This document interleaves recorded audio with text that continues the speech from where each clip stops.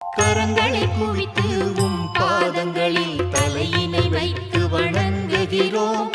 எங்கள் வேண்டுதலை கேட்டருள்வி சாயிநாதரே. பக்தியுடனோ இல்லாமலோ உமது இடம் நாடி வந்துள்ளோம். எமக்கு உமது அருளை தந்தருள்வீரே சத்குருநாதா.